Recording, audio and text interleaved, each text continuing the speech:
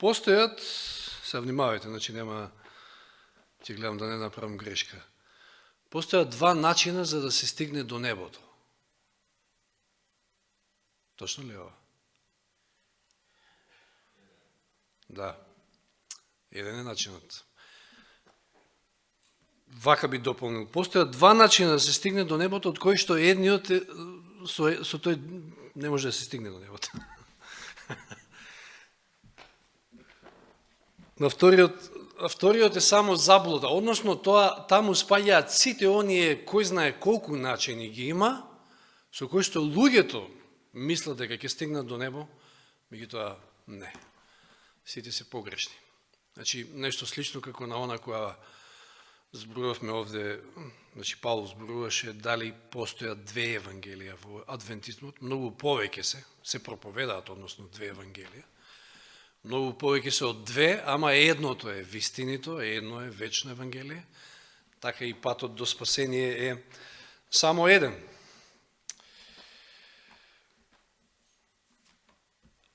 Така започнав, затоа што сакав да кажам дека постојат два начина опишани, односно два символа, преку кои што на некој начин во Библијата се спомнува обидот да се стигне до небо. Едниот е преку скала, а другиот преку кула.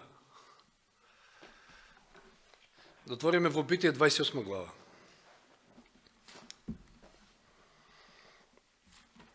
Прва Мојсеја, 28 глава.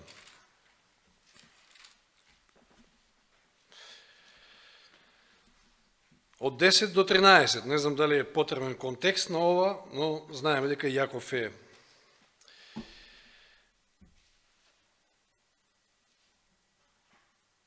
ја направил онаа збрка со измамата, затоа и му стои името Јаков, како што минатиот пат спомнавме, ако се сеќавате.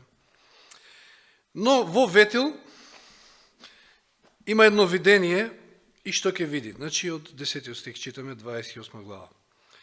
Јаков ја напушти Вирсавеа и се запати кон Харан.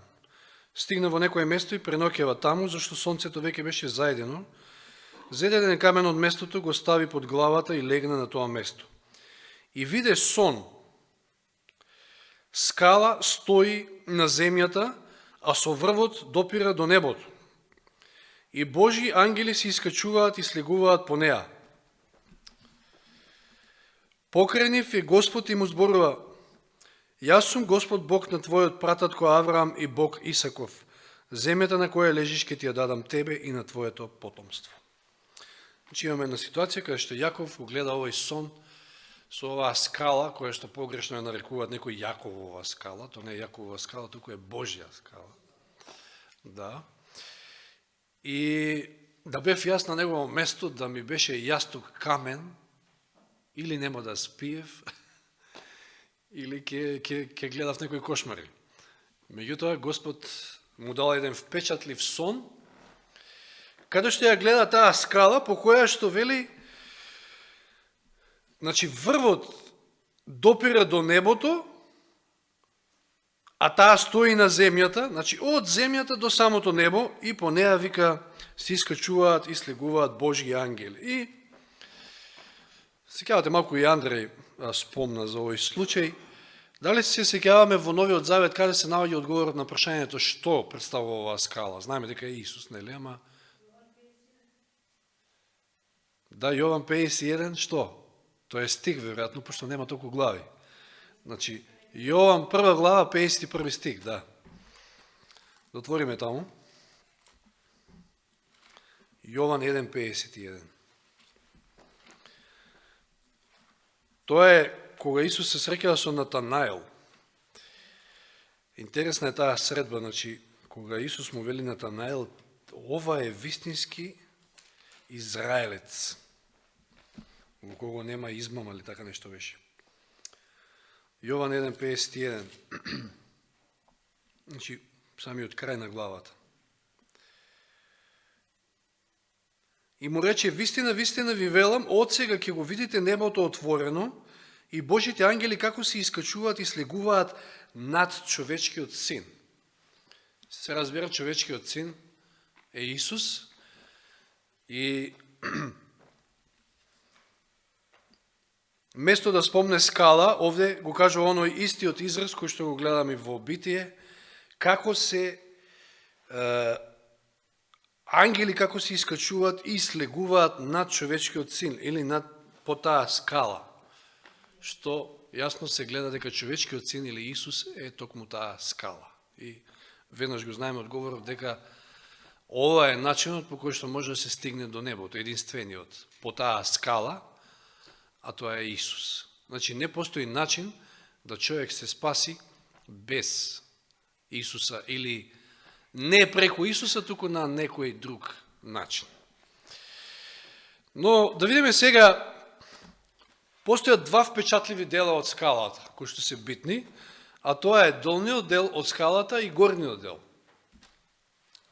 Видовме дека горниот дел допира до небото, а долниот дел од каде започнува? Од земјата.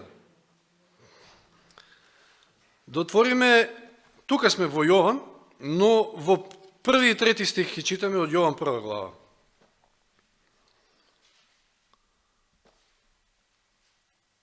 Јован прва глава, први стих. Во почетокот беше Словото. И Словото беше во Бога, и Словото беше Бог. Знаеме кој е Словото. И ова е опис на тоа пред Исус да дојде и да се роди како човек на земјата. Во почетокот беше Словото, и Словото беше во Бога, и Словото беше Бог. Третиот стих. Се стана преку Него, и ништо што стана, не стана без Него.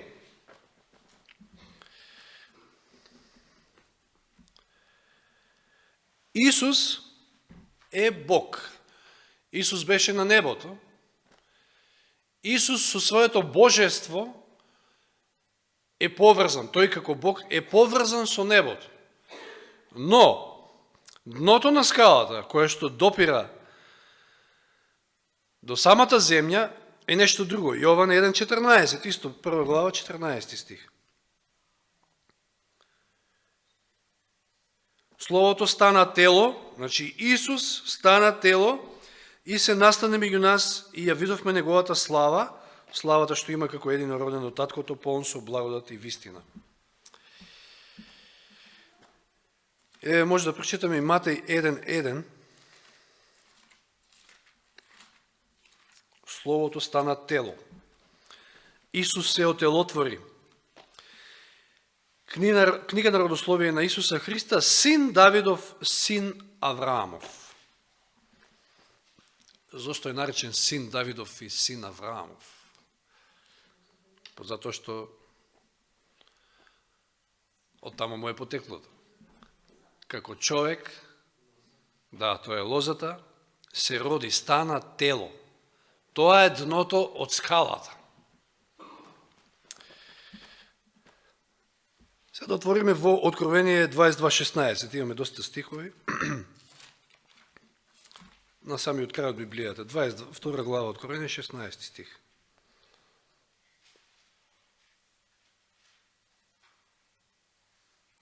Јас Исус го испратив својот ангел да ви го посведочи ова на црквите, да им го посведочи ова на црквите. Јас сум корен и род Давидов, сјајна звезда деница. Исус вели, јас сум корен и род Давидов. Значи, од мене потекнува Давид, ами ја од него потекнувам. Се сеќавате во една ситуација кога Исус ги замолкнал фарисеите и сите останати околу него. Дотвориме Матеј 22 глава. Овој момент посебно ми се допаѓа во Библијата. Значи, ова е со шаховски речник мат.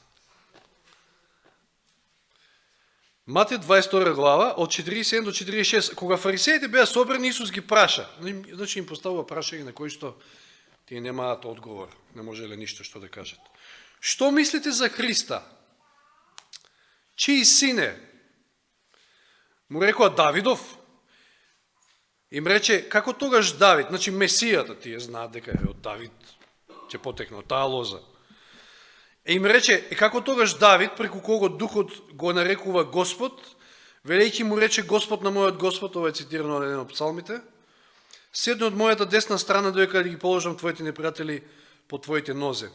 И така, кога Давид го нарекува Господ, како му е син, и никој не можеше да му одговори ниту збор, ниту некој се осмели од тој ден веќе да го праша. Каков мат.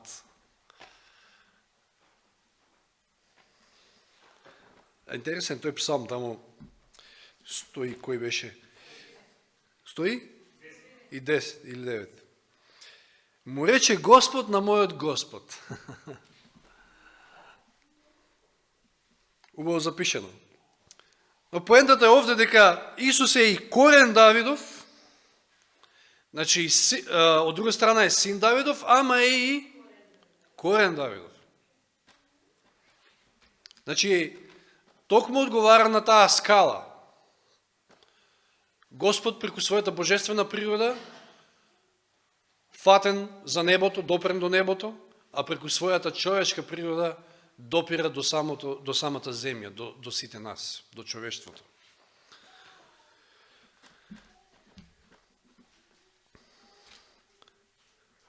Колку ниско се симнал Исус. Самата скала кажува, меѓутоа да прочитаме некој стих. Зошто ова е битно? Значи, тоа е единствениот начин за наше спасение. Скалата, преку Исуса. Но битно е кој бил Исус и каков бил Исус. Затоа што некои ни велат дека, односно како го представуваат, изгледа како да е некој супермен во однос на нас. Евреите 2 глава, односно Филипјаните 2 глава ќе читаме првин. Филипјаните 2 глава, оние познати зборови. Од 5 до 8. Филипјаните 2, од 5 до 8. Имате во себе истата мисла која беше и во Исуса Христа, кој иако е во Божие обличие, не го сметаше како грабното тоа што е еднаков со Бога, туку се лиши сами од себе и зеде обличие на слуга, снувајќи сличен со луѓето. И откако се најде во лик како човек, тој се понизи сами од себе и стана послушен до смрт, дури до смрт на крст. Исус се симна ниско, многу ниско, сличен со луѓето, вели овде, стана слуга. А сега во Евреите 2 глава од 14 до 17, многу уште појасно овде ни е запишено. Евреите 2, 14 до 17.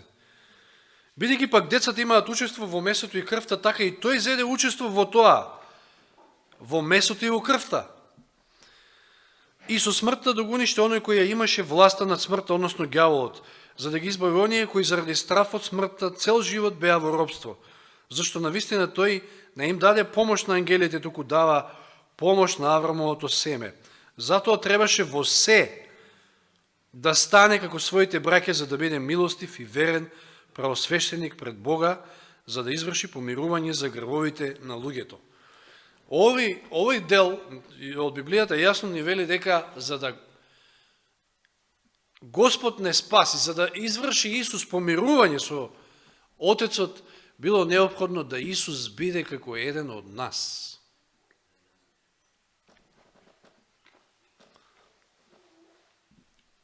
Единаесетиот стих да прочитаме сега. Зошто вика и оној кој осветува, и оние кои што се осветувани, сите се од еден, затоа не се срами да ги нарече браќа.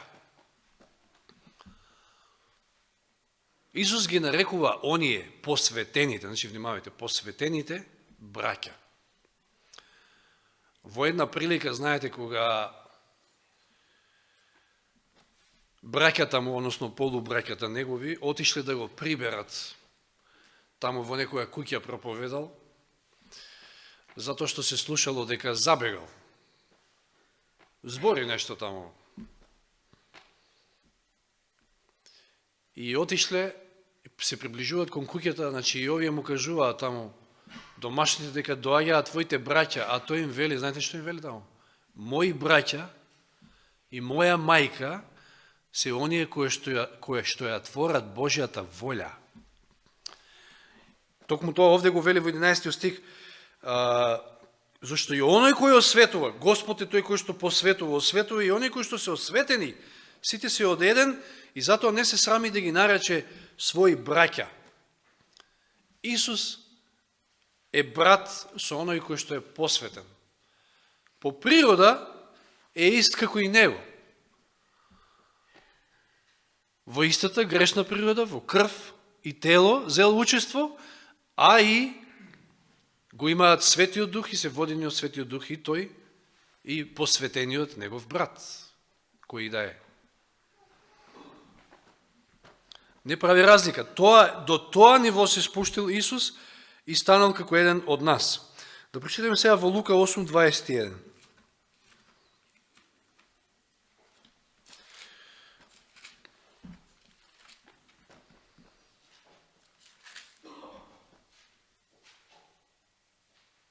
Ајде во тој момент уствари е тоа, да. Ево 19 стих читаме, вика, мајка му и браќа му дојдоа при него, но не можеа да му се приближат заради множеството. И некој му јави, мајка ти и твоите браќа стојат надвор и сакат да те видат. А тој им одговори и рече, моја мајка и мои браќа се оние кои го слушаат Божјото Слово и го исполнуваат. Или ја творат Божјата волја. А тие тргнале за да го спречат во тоа, затоа што знаете, едноставно им се чинел како да е забеган. Ние пак очекуваме да имаме некој поинаков третман од нашите неверни членови во семејството. Кога за самиот Исус еве гледаме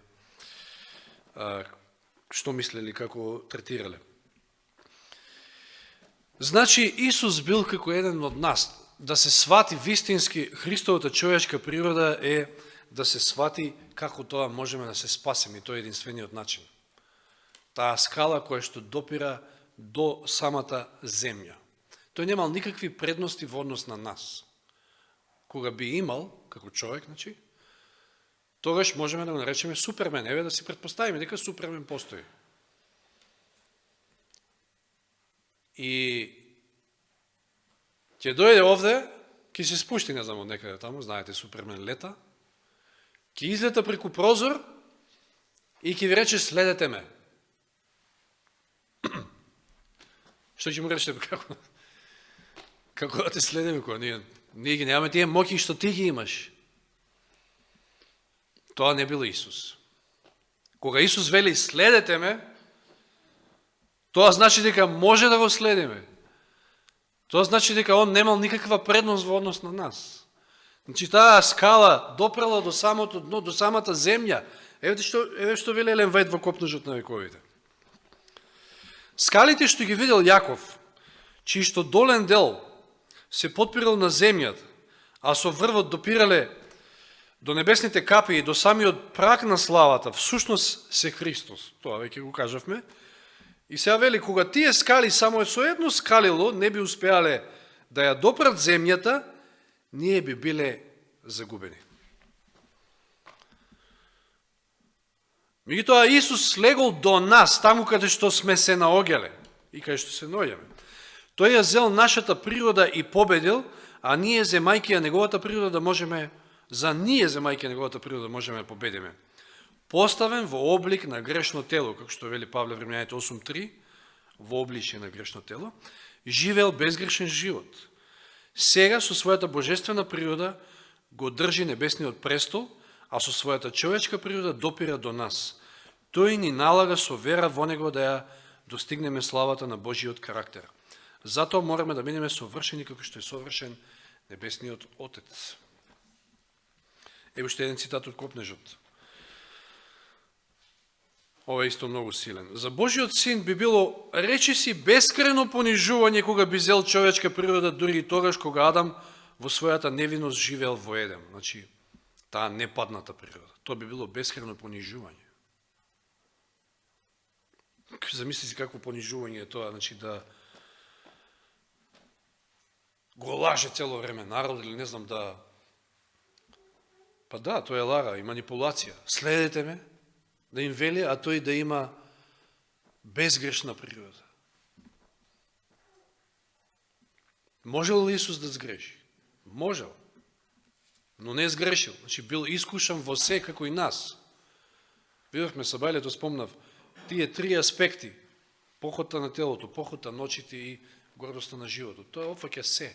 Тој бил искушен уште во пустината, од страната на ѓаволот во се. Како и нас, и не сгрешил, но можел да сгреши. Би било понижување да му вели на народот дека можат да го следат, а кога воопшто не е возможно такво нешто, кога би имал таква непадната природа. Меѓутоа, вели, Исус ја прифатил човечката природа, која човечкиот род веќе 4000 години бил ослабен со гревот. Само читате го родословието таму, од кои се предходниците на Исуса, кој потекнува, од кого што тој потекнува. Вели, како и секој Адамово дете, тој ги примил на себе резултатите на делувањето на големиот закон на наследувањето. Значи, дали Исус имал наследни склоности кон грев? Ова е просто прашање. Склоности, збориме за склоности кон грев. Наследни. Што читаме овде? Ги примил на себе резултатите на делувањето на големиот закон на наследувањето. 4000 години. Значи, тој морал да има наследни склоности кон грев, ама немал стекнати. Не можел да ги стекне, не направил грев. Никогаш. Но склоности кон грев да имаш не значи дека си сгрешил. Тој никогаш не сгрешил, никогаш не попуштил на тие склоности. Секогаш бил воден од духот. Какви биле овие резултати, покажано е во историјата на неговите земни предци. Тој дошол со такво наследство да ги дели нашите таги искушенија и да ни даде пример на безгрешен живот. И навистина таквиот еден пример можеме да го следиме. Затоа што бил во истата природа како и нас. Тоа е таа скала која што допрела до земјата. И има една разлика, знаете, сигурно сте работели некојаш во животот, сте имале прилика со скала да работите. Нон-стоп него рече. Да. Со што се бавиш ти, Вики? Со кровот. Да, јас едно време, кога, сега ме подсети на една ситуација, едно време кога испадна овие приватните македонски телевизии, знаете, па тие антени што се купува едни као налик на сателитски беа некако чудни. Кој знае колку пати се качував по кров и ја по скала на кров, да местам антената, да фатам сител. Ајден беше прва, да, како беше. И така натаму. Но, овие скали за кои што зборуваме, за разлика од, вообичаени скали, како ги поставувате? Може да ги поставите вие горе па долу? Првин долу ја подпирате скалата, па за да на кров, да речеме. И тоа, овие скали се подпрени на небото, да кажам првин, и потоа слегуваат кон земјата. Да. Прво послание до Тимотеј 2:5. Да отвориме.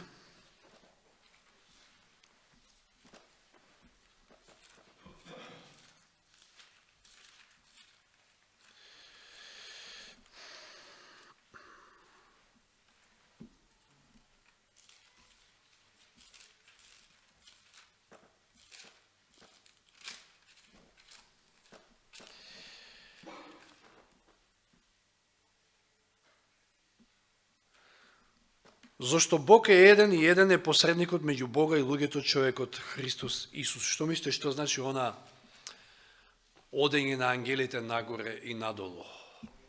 Еве, денеска, баш во времето во кое што ние живееме, е одлична слика на тоа. Христос, знаеме дека денеска се наоѓа во небесното светилиште и посредува за нас. И не само сега, од секогаш тој како таа скала бил врската, изгубената врска, значи меѓу небото и земјата. Знаете кога се молиме во светилиштето, да ве пренесам малку во светилиштето, во првиот дел на светилиштето, кај се наоѓа каделниот олтар? Во првиот дел на светилиштето, нели? Веднаш пред завесата која што го дели првиот дел од вториот дел на светилиштето. Знаете ли како било направена таа завеса? Што било извезено на таа завеса? Ангели имало, херовими.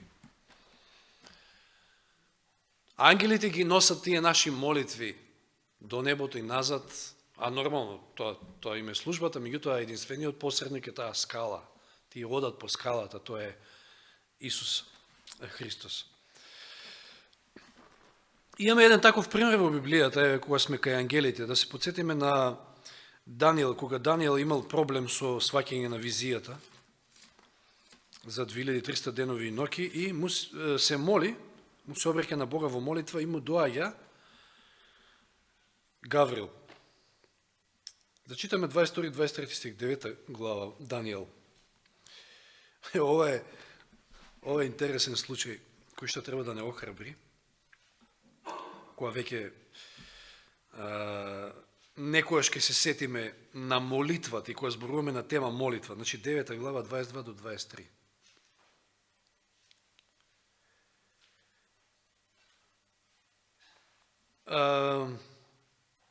Не, ке читам вака порано. 20 стих. Јас зборував уште, молејки се и исповедајки ги моите греови и греовите на мојот народ Израел и заколнувајќи го срдечно Господа мојот Бог за светата гора на мојот Бог. И така доека јас уште зборував молејки се, оној човек, така му се видел нормално, Гавриел, кога го видов во почетокот на привидот, долета со брзо летање, ме допре во времето на вечерниот принос и ме поучи: Даниеле, еве ме дојдов да те поучам. Од почетокот на твојата молитва излезе слово, јас дојдов да ти го навестам. Ти си љубиме, внимај добро на словото, разбери го видението и така натаму, и потоа му го објаснува видението. И сега може да претпоставиме Даниел колку време се молел, ама колку време и да се молел, може да претпоставиме тука со која брзина се движат ангелите. Доека уште се молел, отишел горе и се враќа назад со одговор на молитвата. Еве, нека си неколку часа. Еве, стварно тежок проблем му бил тоа на Даниел. Дори не му било арно, нели, од тоа. Но го гледаме примерот, значи, зошто служат ангелите, значи, што прават ангелите. Да, Исус е посредникот, меѓутоа тие носат, значи, молитвите едноставно ги носат нагоре и надолу. Тоа е тоа нивно движење, значи, како што Исус рекол: ке видите, вика, ангели како одат и нагоре и надолу над човечкиот син. Тоа е скалата и тоа е единствениот пат до спасение. Сега од друга страна имаме кула во Библијата.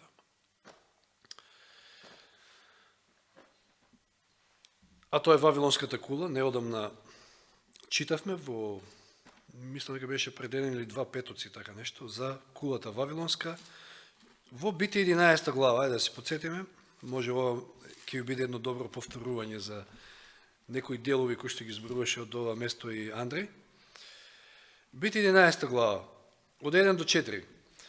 Целата земја имаше еден јазик и исти зборови, ама кога луѓето се преселија од исток, најдоа рамница во Сенарската земја и се населија таму. И си рекоа еден на друг: ајде да направиме плитари и да ги испечеме во оган.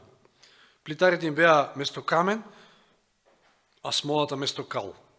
Тогаш рекоа: ајде да си изградиме град и кула со врв до небото, да си спечалиме име, за да не се распрснеме по целата земја. Која им била целта? Да прават кула со врв до небото. За да се спасат, за да избегнат нов потоп, иако Господ ветил дека нема да има потоп. Затоа реков, овие се двете символики. Или скалата, по која што треба да се искачуваме, скалило по скалило, и овде можеме да направиме една паралела што ја направи и Андреј, со Петровата скала, така наречена во Прво Петрово. Или си градиме своји собствени кули, со кои што сакаме самите да достигнеме до небото. Меѓутоа тоа не е возможно. Еден е патот до небото, преку скалата, преку Исуса Христа. Спасението доаѓа, затоа реков скалата е потпрана од небото па надолу кон земјата, од озгора надолу. Спасението не доаѓа од доздола нагоре, туку од озгора надолу. Исус се симна и стана како еден од нас и воспостави таа изгубена врска.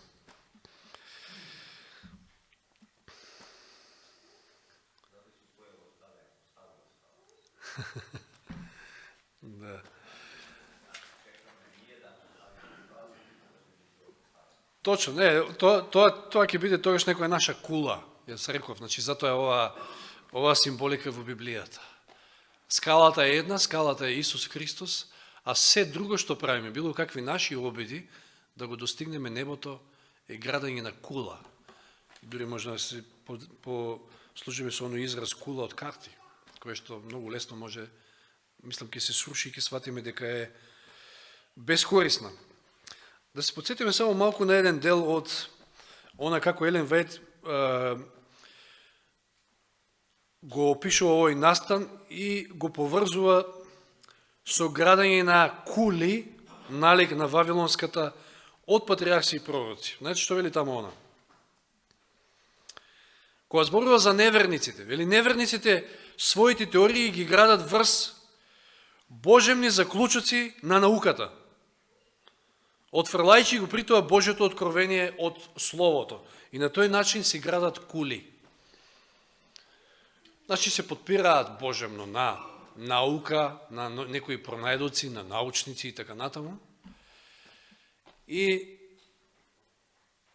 следејќи го нивниот пат, нема да стигнете никаде, туку може да отидете, односно да само се збуните, да ви збунат со теорија на еволуција или ред други работи, кои што си ги измислуваат, така да кажам, правејќи се мудри, го презираат Божиот закон и се подпираат на својот разум. Тоа е можеби главната причина. Значи, сакаат да најдат начин како да го исфрлат Господа од целата слика, затоа што не им се допаѓа едноставно. Не ги интересира морал и такви работи. Значи, секој ќе го праша и моралот. Затоа се измислуваат разноразни теории, дека ете, не знам, како беше сега најново нешто што читав е од остатоците на некој метеор кој што бил удрен на земјата, не знам каде таму, пронашле некои материи, не знам што, налик на ова, налик на она, ама ништо слично на она што го има на земјата и одма нова теорија. Можеби животот на земјата зачнал некаде таму горе, па е тука донесен, значи преку метеорите и така натаму. Да. Но уште поинтересно е она што се случува во христијанскиот свет. Вели таа, секој учење во христијанството кое што тврди дека е можно поинакво спасение, освен преку Христа, исто така градење на кула. Значи, да не одиме далеко, значи, сметаат дека не мора да се држи Божиот закон и дури се обидуваат да го тргнат настрана Божиот закон. Како може да го тргнете Божиот закон кога тоа е препис на Божиот карактер? Како да го тргате Христа? Ја тргате скалата и градите некоја своја кула, сакате да го достигнете небото на тој начин. Или исто легализмот. Што значи легализмот? Ако не градење на кула, или обид да се спасиме со своји собствени напори, на свој начин. Не, видовме кој е начинот. Само преку Исуса Христа. Само тој е воспоставил таа врска, таа скала, по која што можеме да се искачиме да стигнеме до небото. Никако поинаку. Некои пак мислат дека, Елен Вајт таму продолжува и вели, некои пак мислат дека со пари можат да го купат небото.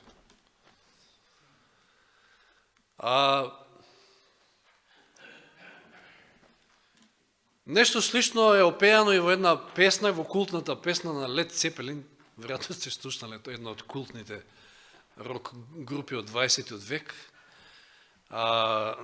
Една од најслушаните, можеби, песни, Скалила до небото. Кој слушал таква музика, ќе му текне, меѓутоа, Трачи се смее таму позади.